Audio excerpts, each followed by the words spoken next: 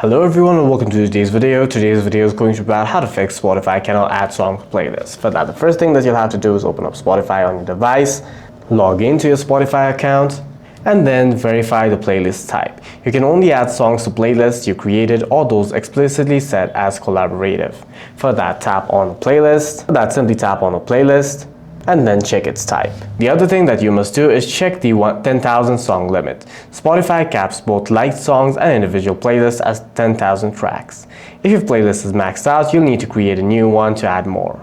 The other thing that you can try and do is restart Spotify by closing up Spotify and all of the apps, re-log into Spotify by restarting it. The other thing that you can try and do is head over to the settings on your device, tap on apps, tap on Spotify, tap on storage and cache, and then clear the storage and cache of Spotify, as corrupt cache may sometimes be causing the problem. If the issue still persists, you can try testing via a web player. Try logging into Spotify web player to see if you can add songs there. For any further questions, please feel free to leave a comment down below.